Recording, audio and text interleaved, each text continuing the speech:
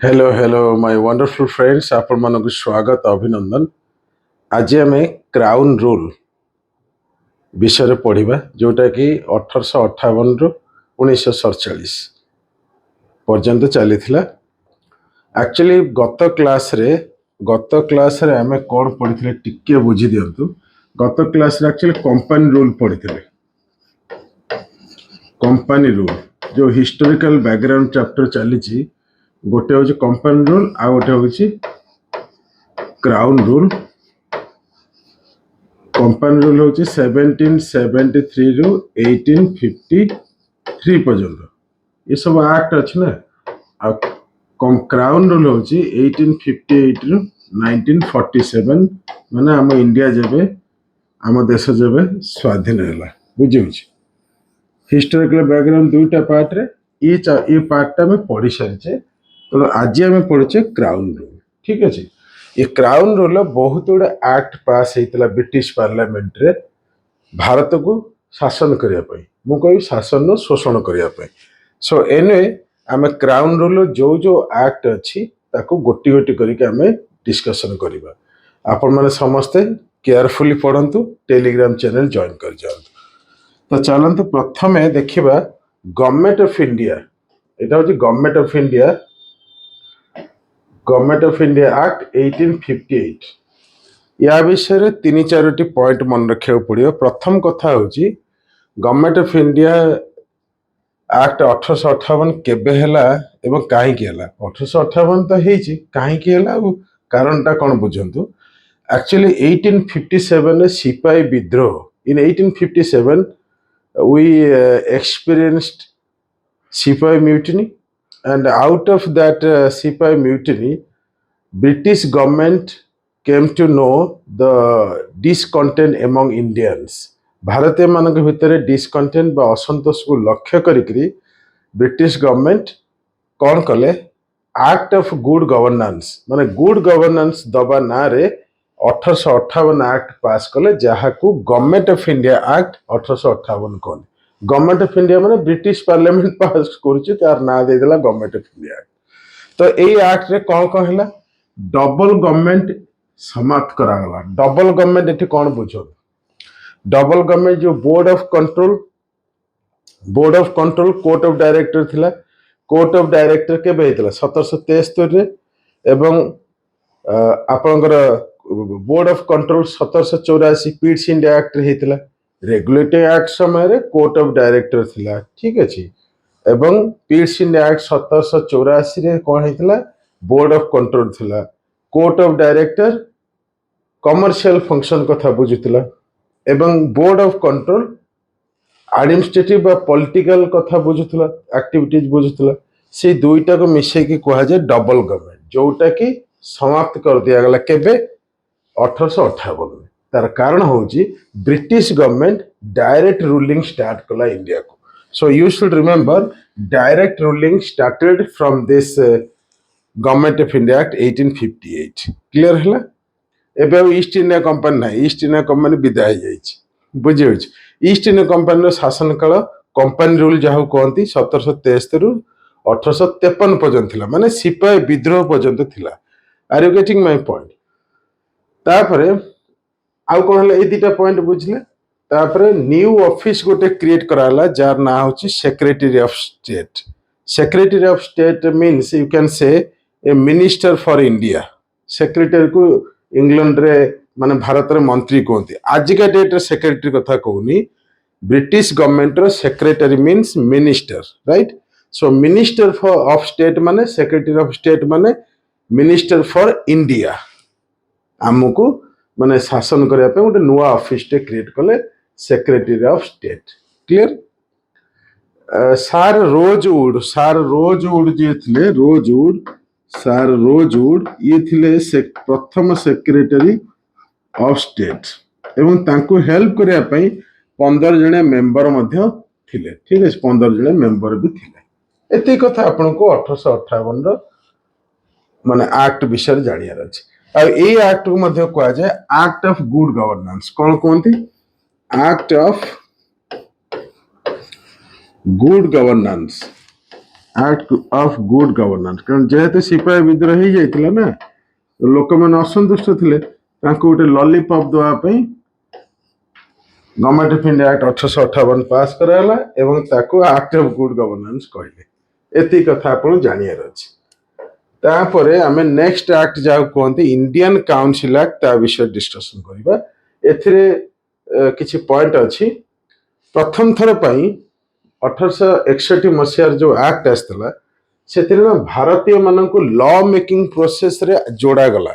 That means before this act no Indians were allowed to participate in the law making process.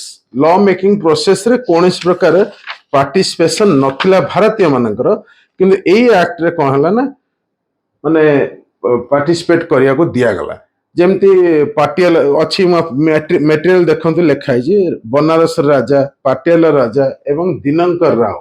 ବନାରସର ରାଜା ଯିଏ ଥିଲେ, ଭାରତୀୟ ମାନେ ତ ନେବେ ନା, ବନାରସର ରାଜା, ପାଟିଆଲର ରାଜା ଏବଂ ଦିନଙ୍କର ରାଓ, ତିନି ଜଣଙ୍କୁ ପ୍ରଥମ ଥର ପାଇଁ ଲ ମେକିଂ ପ୍ରୋସେସରେ ବା ଭାରତୀୟ ମାନଙ୍କୁ ସୁଯୋଗ ଦିଆଯାଇଥିଲା ଲ ମେକିଂ ପ୍ରୋସେସରେ। ମୁଁ ଭାବୁଛି ଏଇ ପଏଣ୍ଟଟା କ୍ଲିୟର ହେଇଯାଇଥିବ। ଠିକ, ଏବେ କଥା ହେବା ଗୋଟେ ଜିନିଷ, ଡିସେଣ୍ଟ୍ରାଲାଇଜେସନ ଷ୍ଟାର୍ଟ ହେଲା। ଡିସେଣ୍ଟ୍ରାଲାଇଜେସନ ଷ୍ଟାର୍ଟ ହେଲା ମାନେ ଯୋଉ ଆମର ମାନେ ଯୋଉ ଡିସେଣ୍ଟ୍ରାଲାଇଜେସନ 1833ରେ ମାନେ ଷ୍ଟାର୍ଟ ହେଇଥିଲା ଏବଂ ପରେ ବନ୍ଦ ହେଇଯାଇଥିଲା କମ୍ପାନୀ ରୁଲ ଟାଇମରେ। ଏବେ କ'ଣ କରାଗଲା ନା, ଯୋଉ ଆମର ବମ୍ବେ ବା ମାଡ୍ରାସ ପ୍ରେସିଡେନ୍ସି ଥିଲା, ତାଙ୍କୁ ସବୁ ପ୍ରୋଭିନ୍ସ ମାନଙ୍କୁ ସବୁ ଟିକେ ଟିକେ ଡିସେଣ୍ଟ୍ରାଲାଇଜ କରାଗଲା। ଡିସେଣ୍ଟ୍ରାଲାଇଜ ମାନେ କିଛି ପାୱାର ଡିସବର୍ସ କରାଗଲା। ଠିକ, ଆଉ ଗୋଟେ କଥା ଆପଣଙ୍କୁ କହିବା ପାଇଁ ଚାହୁଁଛି, ପ୍ରିଭିୟସ ଆକ୍ଟରେ ଗୋଟେ ଇମ୍ପୋର୍ଟାଣ୍ଟ ପଏଣ୍ଟ, ଏଇ ଯୋଉ ଗଭର୍ଣ୍ଣମେଣ୍ଟ ଅଫ ଇଣ୍ଡିଆ ଆକ୍ଟ ପଢୁଥିଲି, ବୁଝଉଥିଲି, ସେଥିରେ ଆଉ ଗୋଟେ ପଏଣ୍ଟ ମନେ ରଖିବେ, ଭାଇସରୟ କନସେପ୍ଟ ଏବେ ଆସିଲା। ଭାଇସରୟ କନସେପ୍ଟ ମାନେ ଗଭର୍ଣ୍ଣର ଜେନେରାଲ 1853 ପର୍ଯ୍ୟନ୍ତ ଥିଲେ, କିନ୍ତୁ 1858 ଠାରୁ ଭାଇସରୟ କନସେପ୍ଟ ଆସିଲା। ପ୍ରଥମ ଭାଇସରୟ ଯିଏ ଥିଲେ ତାଙ୍କ ନାଁ ହଉଛି ଲର୍ଡ କ୍ୟାନିଂ। ଲର୍ଡ କ୍ୟାନିଂ, ଠିକ, ଲର୍ଡ କ୍ୟାନିଂ। ଏତିକି କଥା ଆପଣ ମନେ ରଖିବା ଥିଲା ପ୍ରିଭିୟସ ଆକ୍ଟରେ। ଆଚ୍ଛା, ଇଣ୍ଡିଆନ କାଉନସିଲ ଆକ୍ଟର ଏ ଦୁଇଟା ପଏଣ୍ଟ ବୁଝିଲେ। ଅର୍ଡିନାନ୍ସ ନା, ଅର୍ଡିନାନ୍ସ ମଧ୍ୟ ଏହି ସମୟରେ ଇଣ୍ଟ୍ରୋଡ୍ୟୁସ କରାଗଲା। That means viceroy for the first time introduced ordinance making process in India. Ordinance means temporary law. आजिका डेट रे article 123 of Indian constitution, article 123 of Indian constitution talks about ordinance. Ordinance means you can say temporary law. That means when the parliament is not in session, then the president in present time when the parliament is not in session, and to meet the unforeseen situation, any kind of urgency, the president of India under article 123 of Indian constitution can issue ordinance, that is temporary law, and this ordinance is as powerful as ordinary law passed by the parliament. So anyway, viceroy को ordinance making power बा law, temporary law power दिया गला जे आपण issue करि परिबे। ठीक अछि। तापर पोर्टफोलियो सिस्टम माने different types of ministries, you know, agriculture ministry, home ministry, all types of ministry, portfolio. So for the first time under Indian council act 1861 portfolio system was introduced. एतिक आप मन रखार अछि।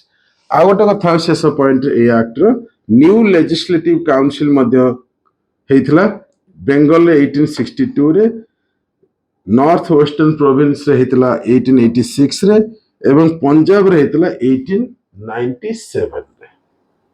एतिके आपण देखि दियौ। एबे कथा हबा इंडियन काउंसिल एक्ट 1892। बेसी पॉइंट नहीं। प्रथम पॉइंट हो नॉमिनेशन, माने जो कहते nomination of few non official members मानकू central legislative council, provincial legislative council रे मेंबर करागला। ये कथा आपण मन रखिया अछि। Central legislative council viceroy nominate करूथले with certain recommendations from various organizations, and provincial legislative council governor had the power to nominate members to the provincial legislative council। बुझिपारछन? ठीक।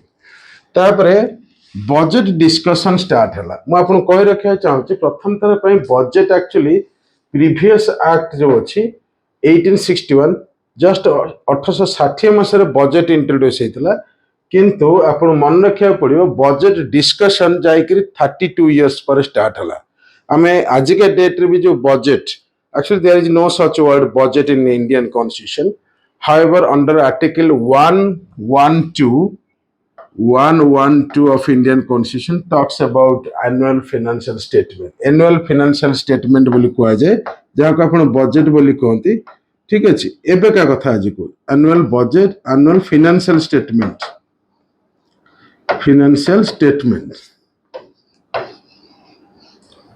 statement को कहती so in what I mean to say for the first time budget discussion started in 1892. However, budget was introduced in 1860. This is for your kind information. एबे हम कथा बा additional members मान को nominate करागला किंतु ऑफिशियल मेजॉरिटी थिला central legislative council एथे बेसी किछि पॉइंट नै तेनु मु अल्प रे कहि देली एबे कथा बा इंडियन काउंसिल एक्ट 1909 1909 जहा को मॉर्ले मिंटो रिफॉर्म्स कहते कौन कहते मॉर्ली मिंटो रिफॉर्म्स मध्य कह जाए एक्चुअली मॉर्ली जी थिले सेक्रेटरी ऑफ स्टेट थिले मिंटो जी थिले लॉर्ड मिंटो सी थिले वाइस रॉय तेणु तांको समय हेइथिबारे कह जाए मॉर्ली मिंटो रिफॉर्म्स ठीक है एती पॉइंट मन रखिया चारटा पॉइंट मन रखिया अछि प्रथम कथा होची मॉर्ली मिंटो रिफॉर्म्स कह जाए द्वितीय कथा है communal election was introduced. Communal election means separate election for Muslims. Later on it was also extended to various communities like Christian and missionaries, all those things. So anyway गोटे point मन रखियार अछि जे communal election एई सब start हला communal electorate बोली कहा जाए and father of communal election कहा जाए का को लॉर्ड मिंटो कहा जाए so please remember lord Minto is known as father of communal electorate और इलेक्शन इन इंडिया एठी आ गोटे कथा हम आपन कहूची ए मॉर्ली मिंटो रिफॉर्म टाइम रे प्रथम थर पय भारतीय माननकु एग्जीक्यूटिव काउंसिल जो थिला सेथरे मेंबर्स करा हैतला माने एग्जीक्यूटिव काउंसिल केवल वाइस राय नय गवर्नर एग्जीक्यूटिव काउंसिल जो प्रोविंशियल काउंसिल एवं सेंट्रल लेजिस्लेटिव काउंसिल दुई जगह भारतीय माननकु माने एसोसिएट कराइतला एवं भारतीय माने तांकर से रखि करथले एबे कथा बा गवर्नमेंट ऑफ इंडिया एक्ट 1919 जहा कह जाय मॉन्टेगो केम्सफोर्ड रिफॉर्म एगो कह जाय मॉन्टेगो केम्सफोर्ड जहा कहले चले मन रखियार अछि एक्चुअली केम्सफोर्ड जे थिले से थिले वाइस राय एवं मॉन्टेगो जे थिले से थिले सेक्रेटरी ऑफ स्टेट आपण जानि सेक्रेटरी ऑफ स्टेट जो नुआ बॉडी क्रिएट करा हैतला 1858 रे ठीक जतो क्राउन रूल स्टार्ट हला direct ruling from British parliament start हला सो एने ये रिफॉर्म को गवर्नमेंट ऑफ इंडिया एक्ट 1990 को कहा जाए मॉन्टेगो केम्सफोर्ड रिफॉर्म एठी गोटे दुई तीन टी कथा गुरुत्वपूर्ण प्रथम कथा होची बजेट सेपरेट करा हला एक्चुअली बजेट सेपरेशन जदि पर्टिकुलर देखा जाए 1921 में से माने under this act for the first time budget was separate means provincial budget central budget actually central budget गोटे रहला प्रोविंशियल बजेट रहला सेपरेट करा हैतला एनीवे तापर पब्लिक सर्विस कमिशन जो यूपीएससी आपण देखछन सेंट्रल पब्लिक सर्विस कमिशन ए एक्ट रे establish होता 1926 मसीह act है पुणी एस्टाब्लिश कर टाइम लगे तापर क्लासिफिकेशन ऑफ सब्जेक्ट्स माने जो various types of subject list जाओ कहते union list state list concurrent list concept आसला 1919 एक्ट रे बा मॉन्टेगो केम्सफोर्ड रिफॉर्म रे एवं डायरेक्ट इलेक्शन ता सहित बाई कैमरलिज्म ये मध्य इंट्रोड्यूस होता direct election for the first time was conducted in India under this Government of India Act 1919 clear एवं bicameralism means upper house lower house like that of UK USA आमर मध्य लोकसभा राज्यसभा जो कहउचंती ये सब create हेतला 1919 मसीह ଭାବୁଛି ବୁଝିପାରୁଥିବେ। ତାପରେ government of India act 1935. Actually, this Government of India Act 1935 is the largest act, you can say. More than 320 sections you will find. However, जोटा एकदम important सेही एक्ट सेही विषय कथा हवा पॉइंट विषय कथा हवा federal public service commission establish करिया पे मध्य प्रपोजल थिला। Already central public service commission हे सारिथिला 1926 मसीह प्रीवियस एक्ट रे किंतु ये रेकमेंड करथिले। तापर ऑल इंडिया फेडरेशन जेम centre state federation means central government state government थिबो like that of USA federation. आमर ट्रूली फेडरेशन यूएसए परीक्षा नो हार्ड नो आमर सेंटर स्टेट फ्लेक्सिबिलिटी अच्छी बहुत जगह एवं रिजिडिटी मध्य बहुत जगह अच्छी। So anyway federation central government state government जो प्रकार सिस्टम इंट्रोड्यूस होता गवर्नमेंट ऑफ इंडिया एक्ट 1935 एवं डायरकी जोटा ना 1919 रे ये प्रीवियस एक्ट रे एस्टैब्लिश होता जो एस्टैब्लिश माने जो सेंट्रल सब्जेक्ट प्रोविंशियल सब्जेक्ट ये को कहा जाए ये प्रकार सिस्टम को कहा जाए डायरकी। एठी देखो टिके मने पके दउची ए जो सेंट्रल सब्जेक्ट एठी आसी और स्टेट सब्जेक्ट आसी ये प्रकार सिस्टम को कहा जाए कोन डायरकी बुझिउछ। से डायरकी कांसेप्ट बा डुअल गवर्नमेंट सेटा डाई माने टू आरकी माने रूल ग्रीक भाषा रे ये कांसेप्ट आपनकर अबोलिश कर दिया गला हटे दिया गला एवं ता जगह रे प्रोविंशियल ऑटोनॉमी दिया गला। कौन दिया गला प्रोविंशियल ऑटोनॉमी दिया गला इन प्लेस ऑफ